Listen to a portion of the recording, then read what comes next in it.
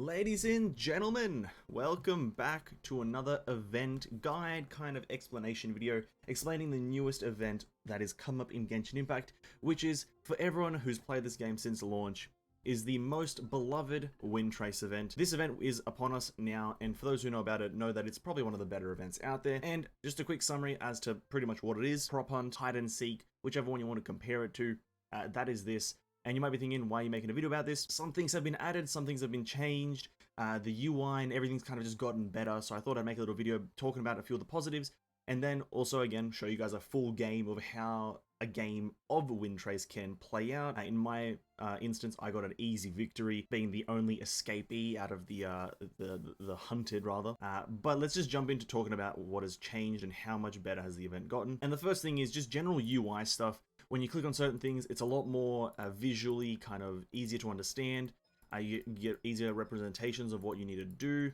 If you're a rebel, you can, or if you want to have a look at what the rebels have to offer, you can just click here, click on each of these abilities. One is your burst, one is your normal attack, and one is your skill, essentially. Hunter's the same thing. You can go through a list of it very simply, very easily, about what the other ones will do, and quite a good visual representation of what the abilities do. Like this one, you press it and it imprisons one of the rebels very quickly and easily, so you can find them. This one here will mark them with a beam of light from the sky, and this one here will also just mark them, or rather dispel the whatever. You guys can read it at your own will. Just want to just make clear that it is so much better now. And here you can switch the default settings of your role. So let's say you get Hunter. By default, you'll have Mysterious Hunch, you'll have Capture, and you'll have Insight. You can change that by default by just clicking on the other one that you want and click Switch, and now that will be the default whenever you get into a game. Same thing with this one, you can just switch it to whichever one you want. I don't really care which one I have, so let's just set it to Imprisoning Curse because that's fun.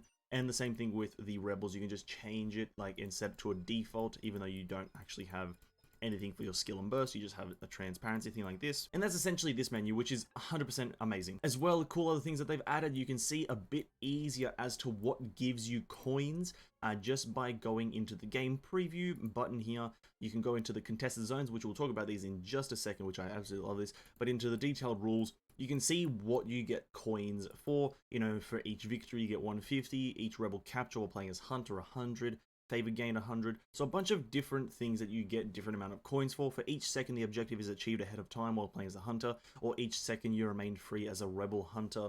As a rebel. So there's a bunch of things you can go through here. You can't obviously achieve them all, but still very, very cool that you can see these. And amazingly, they added a lot of different maps.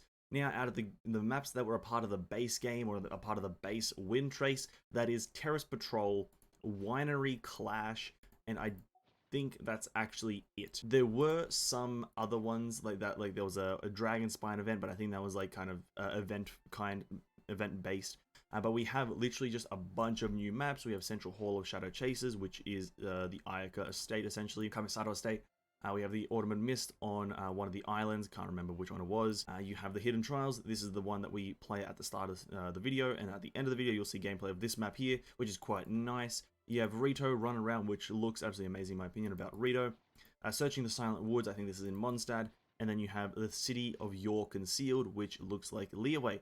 Now, I'm actually really happy that they added a lot of different maps instead of just one or two. They have literally a total of 6 new maps, and I couldn't be happier. It's going to expand the gameplay and not make everything so static. Now, going on to the one of the things that people probably want to know, rewards-wise. How do you get the rewards? What do you need to do to get the rewards? All that good stuff. And then, what are the actual rewards? Now, going into the reward section, essentially you just need to play the event to get all the good rewards. To get all the base game rewards, you just need to play the event. And essentially how that works is per day that this event is up, you'll have a currency that you can get a total of max, right? Or a max, right? So for day 1, you need to get 1200, and then on day 2, this number here will just increase to 2400, and then on day 3, 3600, day 4, 4,800, and day 5, 6,000, and that's going to be the max currency. And essentially you just need to get 1,200 coins per day, or you can just get 6,000 currency at the end of the event.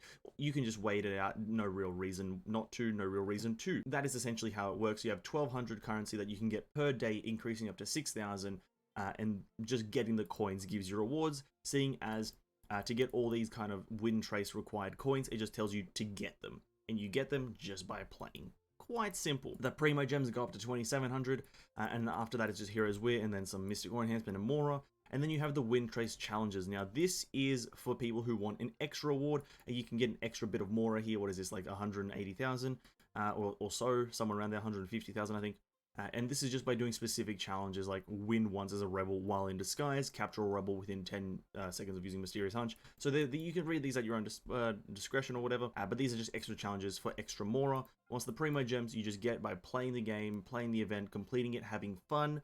Fun is key here. Fun is key. And that's essentially the rewards. Nothing else to it, really. They did do some gameplay optimization, so you can now choose after, you enter the game, you can choose which character you want to play as. Certain characters have had their dashes restricted, like Ayaka and Mona, seeing as that was very broken back in the day, where you would just get Ayaka and Mona, or rather Mona at the time Ayaka wasn't out, you get Mona, and you just sit on top of the water, and because, well, the hunter would run out of stamina. So they've done a lot of optimizations like that to help the players do certain things. The hunters now have a lot less stamina consumption, essentially, so they'll be able to actually catch you a lot easier, which was a big problem back in the day, that the rebels could just outrun the hunters indefinitely, so there was didn't really feel like the rebels, or rather the hunters, had a chance. The event has had a massive overhaul, and I couldn't be happy about it. This is one of the better events in the game. And you know, it's very happy. I'm very happy for the event to be. That's all I'm gonna say. I'm very happy for the event. I just thought I'd make a little video covering it, just for people who are new to the game, hadn't played the first Windtrace, want to experience the new one, but are kind of confused about certain things, and just for people who wanted to know what it was like playing the previous Windtrace, which was like literally 10 patches ago or some crap like that. Now I'm gonna play the victory clip from the first part. I'm just gonna play the full gameplay of the that match that I played of Windtrace. As a rebel, I did a mega brain play. I'm very proud of myself of being the sole survivor of it. So enjoy this little clip, and like, subscribe, all that good stuff. Have an amazing day, stay hydrated, and I'll see you in the next video. Peace out.